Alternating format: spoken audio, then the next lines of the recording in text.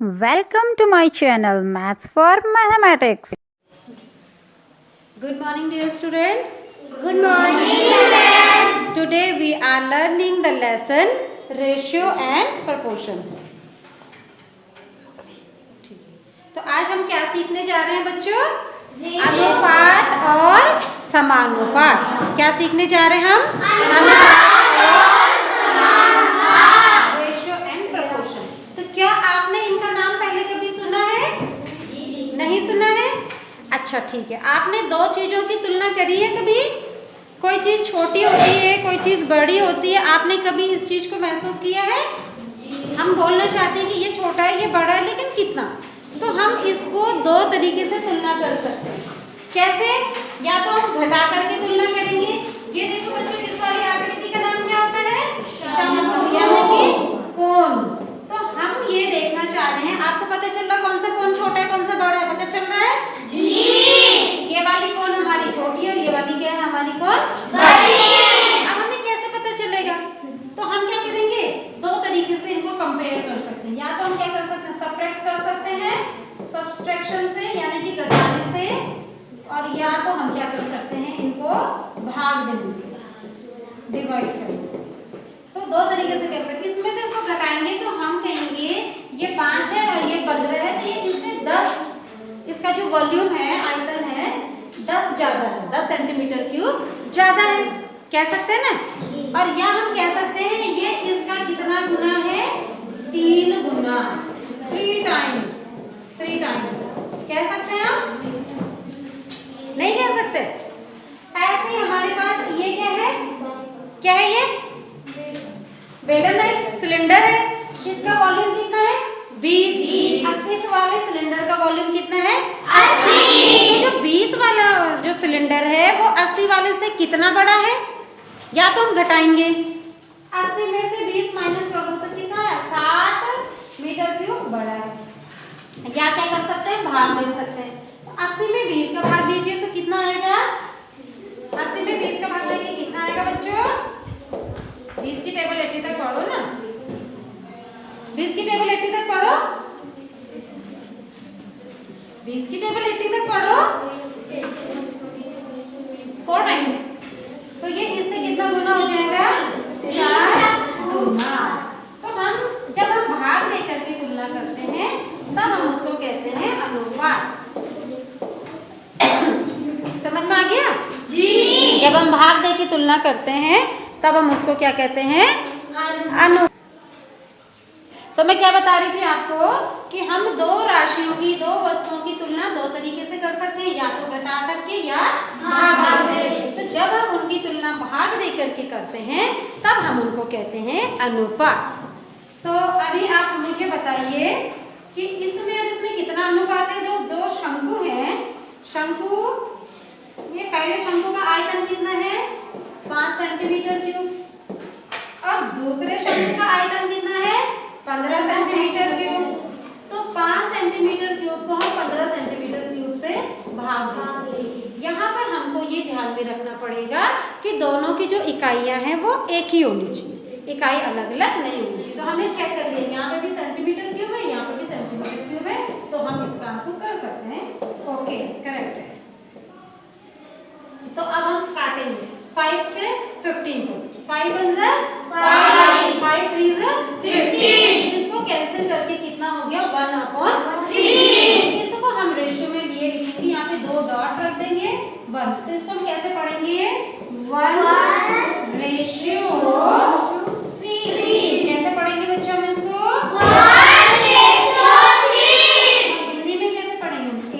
1 अनुपात 3. समझ में आ गया ना? जी. अब अगला चलिए, इस आकृति का नाम बच्चों क्या होता है?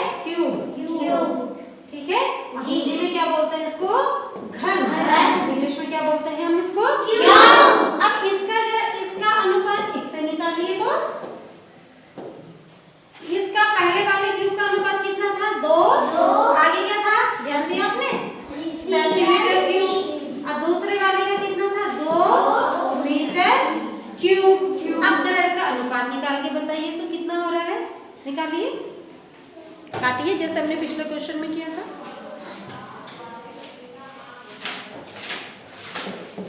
कितना हो गया बेटा बताओ,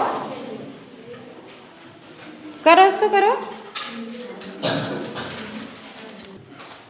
हाँ बेटा बोलिए, कितना आ गया आंसर? 1:1 जी। किस किस का आया 1:1? सबका। इसका मतलब आपने यहाँ पे ध्यान नहीं दिया। यहाँ पर बच्चों क्या लिखा है? सेंटीमीटर क्यूब, और यहाँ पर क्या लिखा है? Metre cube. तो इसका रेशियो 1:1 नहीं आएगा। क्यों नहीं आएगा? क्योंकि इसकी इकाई क्या है? सेंटीमीटर, और इसकी इकाई क्या है? मीटर। तो 1 सेंटीमीटर क्यूब को बच्चों मीटर क्यूब में कैसे बदलते हैं? 1 मीटर इज इक्वल टू कितना होता है बच्चों बताइए तो? 100 सेंटीमीटर। 1 मीटर क्यूब का मतलब 1 गुणा 1 गुणा 1 मीटर क्यूब। तो यहाँ हो जाएगा 100 गुणा 100 गुणा 100 सेंटीमीटर क्यूब। तो एक जो मीटर क्यूब है वो किसके बराबर हो गया? 1 के पीछे कितने जीरो हो गए? 2, 6। 1 के पीछे 6 जीरो को हम क्या पढ़ते हैं? 10 लाख। ठीक है। अब 1 मीटर क्यूब किसके बराबर हो जाता है? 10 लाख सेंटीमीटर क्यूब। तो अब हम क्या करेंगे?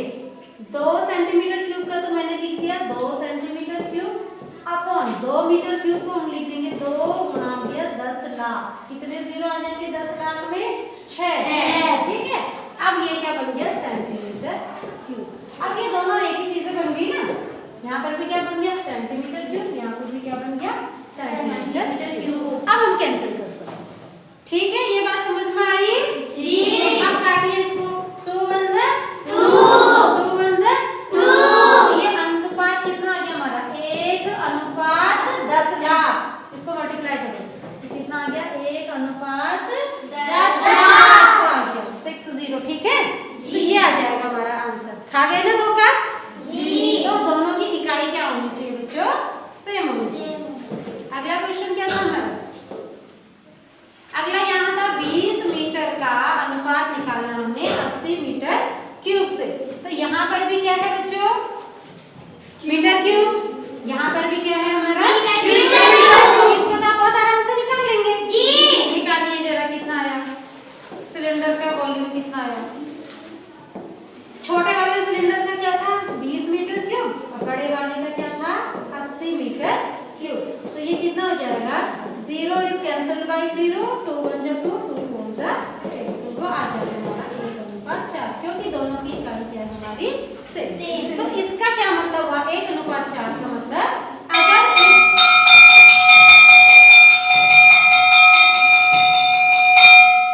ठीक है, इसका क्या मतलब हुआ? अगर ये छोटा वाला जो सिलेंडर हमारा है, अगर ये 1 ग्राम का है या 1 मीटर क्यूब का है, तो ये कितने का है? 4। अगर ये 10 का है तो ये कितने का है? 40। अगर ये 20 का है तो ये कितना का हो जाएगा? 80। समझ में आ गया? अगर ये 200 का है तो ये कितने का है? 800। अगर ये 2000 का है तो ये कितना? 8000। आ गया समझ में? जी। ये होता है हमारा अनुपात। अभी जरा थोड़ा धीरे बोलो बेटा। अगर ये 5 है तो ये कितना है? 15000। ये 50 होगा तो कितना हो जाएगा? 1000। और ये मैं 25 कर दूं तो मैंने इसका आधा कर दिया, तो इसका भी आधा करूंगी तो ये कितना हो जाएगा? 5000। ठीक है जी। अगर मैं इसमें 10 का भाग दे दूं, 50 का मैंने 5 कर दिया, तो इसमें भी 10 का भाग दे दूंगी तो ये 15। ठीक है, अनुपात क्या रहेगा? 5 दिया 15, 1 अनुपात 3, 25 दिया 75, 1 अनुपात 3, 50 दिया 150, 1 अनुपात 3। समझ में आ गया? अगर इसको 1 भाग मिलेगा तो इसको 3 भाग मिलेगा। ठीक? इसको 10 भाग मिलेगा तो इसको 30 मिलेगा। इस वाले को 100 मिलेगा तो इसको 300 मिलेगा। आगे अनुपात समझिए। आज तो हमने केवल इसका कॉन्सेप्ट समझा। अब हम इसमें कल क्या करेंगे? क्वेश्चंस करेंगे। Thank you.